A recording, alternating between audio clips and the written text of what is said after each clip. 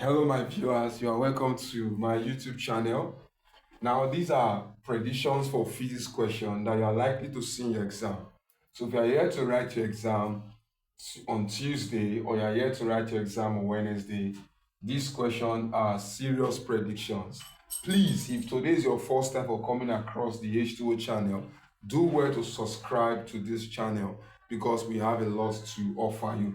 Now let us begin with question number 1. Calculate the energy stored in an inductor of inductance 10 millihenry. This is the inductance of the inductor when a current of 8 ampere flows through it. Wow, that's very cheap. What do you simply do? Now bring out your parameters. The inductor has an inductance which is L equals to 10 millihenry. Now the unit for inductance is henry, not millihenry. So when you are given millihenry, divide it by what? 1000. When you divide by 1000, you get the value in words in henry. Remember, 10 over 1000 will give us what? Will give us 0.01 henry. Take note of that.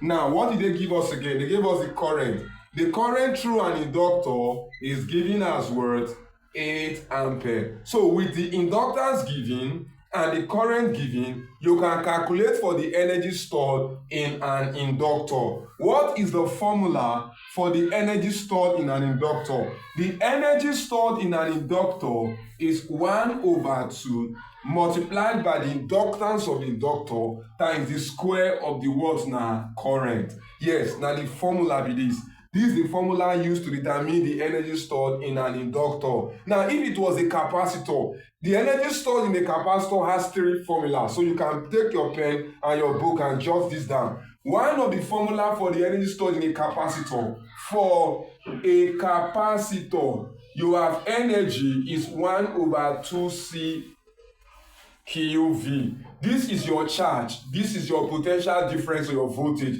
That's for a capacitor. Number 2, energy is 1/2C V square. That's the formula for the energy stored in a capacitor. Number 3, energy is equals to Q square over 2C. So there are 3 formulas used to determine the energy stored in a word capacitor. But this one is basically for an inductor. Now for capacitor, this one is your charge. Take note of that. This one is your voltage or your potential difference.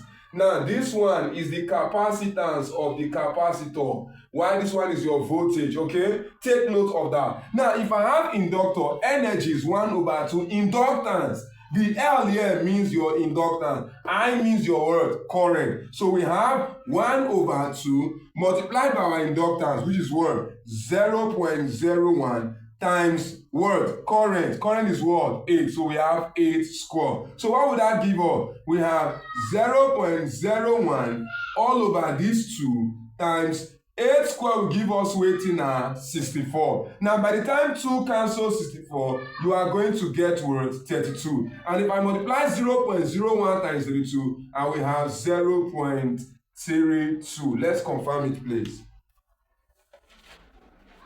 0.01 times 32, yeah, will give us 0.32 joules. That's the energy stored in the word inductor of inductance. Now the next question, calculate the electric field intensity of a force of what? 20 Newton on an electron of charge 1.6 times 10 raised to the power minus 19 coulomb. Now let's clean this part of the ball so we have space to solve the question. First of all, what's the formula for electric field intensity? Electric field intensity is found in a topic called electric field. Now it has 2 basic formulas. The first one is that electric field intensity is equals to force over what? Charge.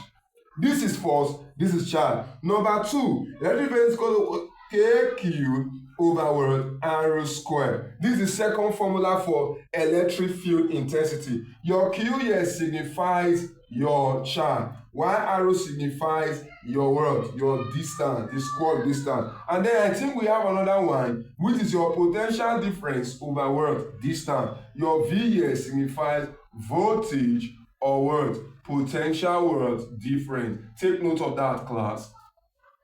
So if you are given a problem to calculate for electric field intensity, you either use this or this. This D means distance. It is similar to arrow, okay? But this one is arrow square, while this one is distance. It's still the same thing. Then remember your K means your what? Your constant. Take note of that. So these are the important formula used for defining problems involving electric field what? Intensity. Now the question says that the force is equals to weighting 20 Newton. Did they give us the charge? Yes. Weighting be the charge now. 1.6 times 10 raised to power minus 19 weighting coulomb. What are we looking for? Electric field intensity. Remember, say I give you one important formula. Say electric field intensity now weighting force over charge. Now this formula we go use. Why? Because of the parameters that is worth giving. So what do we have as electric intensity? We have electric intensity equals to force, which is 20 over weighting 1.6 times 10 raised to power minus 19. Remember your JAMB calculator cannot press exponential value. So we are going to divide this guy. Force 20 over 1.6. That's what we are going to do. Let's do that quickly. We have 12.25. You have 12.25. So that will give us weighting Now, remember, this 10 raised to the power minus 19, we have to do what? To go up. So if you divide these two, you have 12.25 times 10 raised to the power 19. Because if 10 raised to the power minus 19 goes up, it becomes positive 19. Therefore, our electric field intensity will be equals to what? Remember, I can move my points here, and if I do that, I will add one here. So I will have 1 point. I'm going to get electric field intensity equals to 1 point what? 225. 225 times 10 raised to power. Instead of 19, you have what? 20 Newton per coulomb. Now the answer will be that. Or your question number 3. Now, what is the frequency of an AC current of equation? See, this is the equation that is given to you. Current is worth 2 sine 200 pi t. Remember that the general equation for instantaneous current is that instantaneous current in an AC is given as I equals I naught sine WT. Remember that.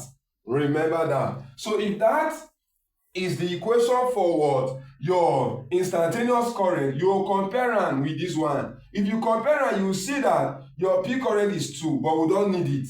But this W here, which is your angular velocity, is 200 watts per, because it's the coefficient of T. So we can say that angular velocity is 200 watts per, and the unit is radian per word per second. Are you getting it now? So what's the formula for angular velocity? W is equals to weighting 2 pi F. Now we are looking for frequency. Don't forget, what is W? 200 watts per equals to 2 pi watts F. So what do we do to get frequency? Divide both sides by weighting 2 pi. Divide here by 2 pi. So this one cancel this. You will see that your frequency will be 200 pi over what? 2 pi. Pi cancel pi. 2 going to 200. Frequency is equals to what? 100 hertz. Okay, let's quickly move on so that we'll take other questions. Now let's take question number 4. Question number 4. When the EMF of what? 3.06 volt is connected, the balance length of the potentiometer is what? 75 centimeter. Calculate the new balance point when the EMF is what? Remember, potentiometer is a device that is used to compare the EMF of two cells. Okay? Now, the general formula for your potentiometer is easy, which is E1 over L1 is equals to E2 over what? L2. That's the formula. This is your first EMF, first balance length, second EMF, second balance length. So let's quickly do that. Remember, our E1 is the first voltage, 3.06. So write it, 3.06. All over, what's the first length? 75. Equals to the second EMF, E2. We are looking for weighting L2. So what do we go do now? We will cross multiply. This times is 3.06 L2 equals to, our second EMF is 2.295. That's this E2. So let's cross multiply now. We have 3.06 L2 equals 75 times 2.295. So we are going to multiply these two together. Let's do that quickly. 75 times 2.295. That will give us 172.125. So what do we do now? We are going to say L2 is equals to the product here, which is 172.125. Then we divide it by what? 3.06. So L2 will give us, divide by 3.06, will give us 56.25 in centimeter. Now the answer will be this. Oh yeah, let's do the next one. If a load of 15 newtons stretches a cord by 1.5 meter, what is the total work done? Remember in our JAMB mock questions, I gave you one of the questions related to this, and I gave you the formula used to calculate for the work done by a cord or an elastic material. And there are three basic formulas. What are the formula? Formula number 1, it is 1/2 Fe. Formula number 2, 1/2 Ke squared. Formula number 3, F squared over 2K. If you do not understand this, go back to my previous videos and check out for your JAMB mock questions demystification. You'll see where I use this formula to solve problem. Now, according to this question, they gave us a force of what? Of 15 Newton. And they gave us the extension of 1.5 meter. And we are told to calculate for the what now? Work done. Remember, the values given or the parameters given is what will determine the formula that should be used. Okay? So if you watch very well, you will see that they gave us F and E. So we are likely to use this first one because it contains F and what? E. This one contains K and what? E. This one contains F and what? K. So what is given to you is what I mean the formula that should be used. So we are working with this first formula here. So with the first formula, we have work done is 1/2 weighting Fe. So 1/2 times F, which is what? 15, times E, which is what? 1.5. This cancel this, you have 7.5 times 1.5. So what would that give us now?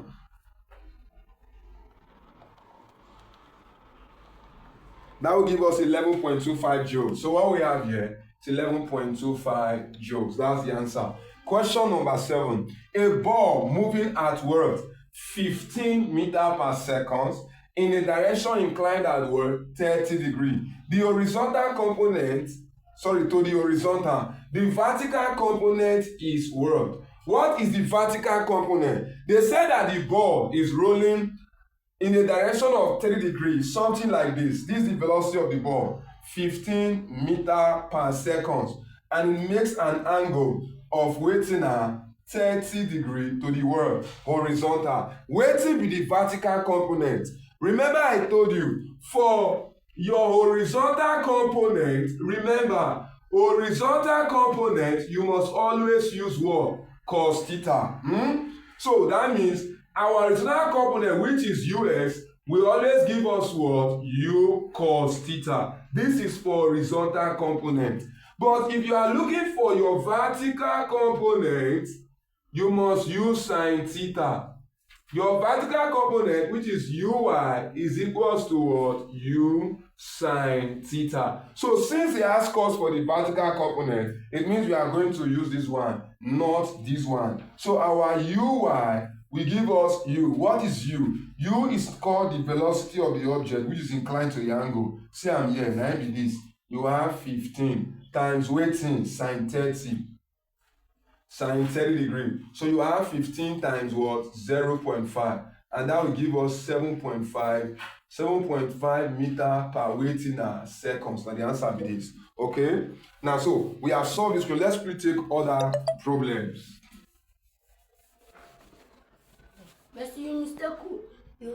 Question number 7. Now, question number 7. A 15 centimeter tummy bar. This is the length of the tummy bar. L equals to 15 centimeter. yields a what? A screw pitch of this. This is the pitch. The pitch is 0.2 centimeter. Calculate the what? In one complete revolution. The velocity ratio is what? We are looking for the velocity ratio. Remember the formula for the velocity ratio of a what? Of a screw. What is the velocity ratio of a screw? Is equals to 2 pi L over pitch, or 2 pi arrow over pitch. So any of them can work. This will give the velocity what? Ratio of a screw. Now, remember that you can solve in terms of pi, or you can substitute your value of pi, depending on the condition of the question. First of all, let's solve in terms of pi. They gave us length as 15 centimeter, and they gave us pitch as 0.2. So let's do that. Velocity ratio is equals to 2 pi, length is 15, pitch is 0.2. So we have velocity ratio equals to 2 pi times 15, 30 pi over 0.2. So let's divide our 30 pi by 0.2. So velocity ratio will give us 30 over 0.2. That's 150. Wow. So velocity ratio is 150 pi. This is the answer. But remember, recall that your what? Your pi is 3.142. So you can say that velocity ratio is 150 times 3.142. That will give you the other option. So we have 150 times 3.142. And that will give us 471.3. 471.3. This is the velocity ratio. It does not have any units, okay? Because it is defined by the same ratio. So you would either say your answer is 150 pi, or you say your answer is 471.3. Question number 8. How long will it take a watt?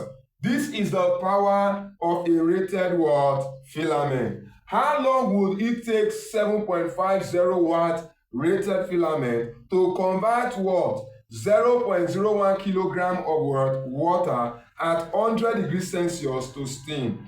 As you can see, there is no rise in temperature. When water gets to 100, it remains 100 until all the water turns to vapor. So in this particular question, it has nothing to do with specific heat capacity. But what we have here is called our latent heat. Latent heat is the quantity of heat needed to cause a change of state without a change in temperature. But what we observe here is that electrical energy is being converted to what? Your heat energy, or your latent heat. Because the lamp is an electrical device. Sorry, the filament is an electrical device, and it's now used to what? To evaporate the water to what? To steam. So that is to say, electrical energy is equals to what? Is equals to latent heat. Wow, that's interesting. And what is the formula for electrical energy? Electrical energy has what? 4 basic formula. The first one is called ITV, current, time, voltage. The second one, I square ROT, current, resistance, time. Okay, this one is known as your Joule's law. This one is called your Joule's law. Okay, again you have V squared T over R, and finally power times time, and that is equals to your latent heat. What's the formula for latent heat? It is what? Mass times specific latent heat. It can be latent heat of fusion or latent heat of what? Vaporization. So if you watch very well, you can take this one or this one or this one or this one to compare with this. Now the formula you are going to choose here is determined by the parameters that is given in the word question. Now from the question, they gave us power and we are looking for time. Therefore, we are working with this because it contains power times time. So we can say power times time is equals to what? ML. L represents waiting and specific latent waiting and heat. Yeah. It can be for vaporization or it can be for fusion. Fusion is when it changes from solid to liquid. While vaporization is when it turns from liquid to gas. Take note of that. This is for vaporization. This is for what? Fusion. So we are working with this formula. Now, if I'm looking for time, it definitely my time is ml over what? Power. What is the mass? The mass was given as what? 0.01. Specific latent, it's here now. You have 2.20 times 10 raised to the power of weighting 6. All over your power. What's the power? 7.5. So what do we quickly do? We are going to multiply 0.01 times 2.20 divided by 7.5. Let's do that quickly.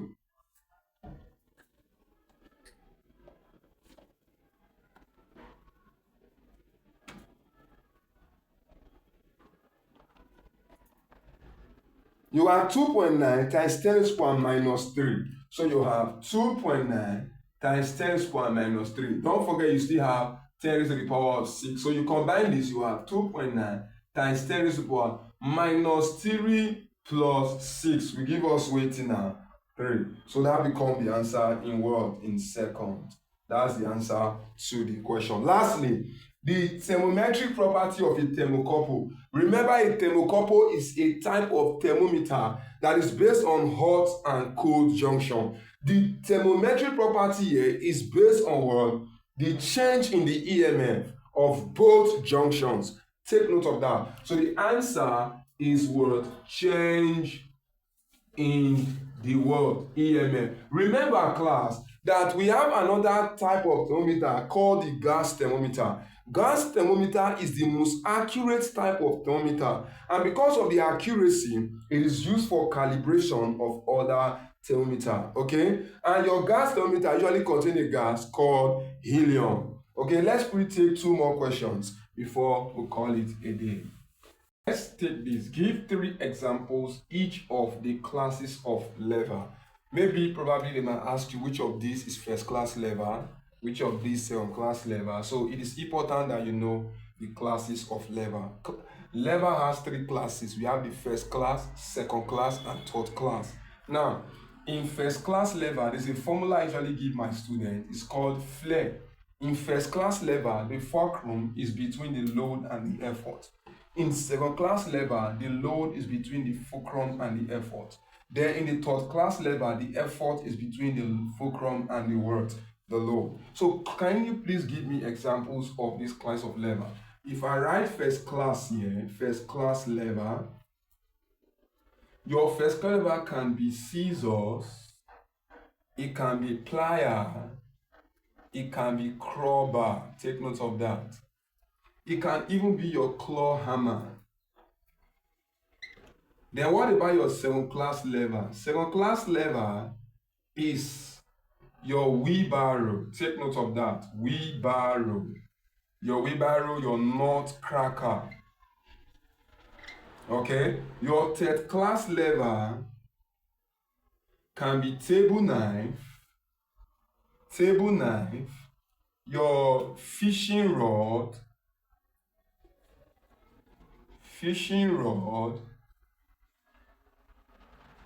and your thumbs, or the human arm. Take note of that. Now, the second question says the power factor of an AC circuit is given by dash.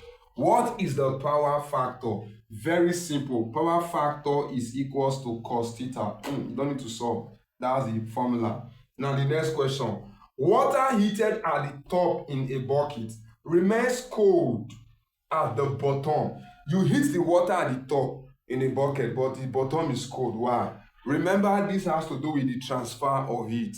Now, and we have 3 types of method of heat transfer. We have the conduction, we have convection, and we have radiation. Okay? Now, when we talk about the transfer of heat through fluid or liquid, we are referring to convection. What is happening in this bucket that made the top to be hot and the bottom to be what? Cold. Now, don't forget that when water is heated from the top, the density of the water at the top expands or becomes smaller. It becomes less dense because it is heated. It will begin to expand, so the density reduces.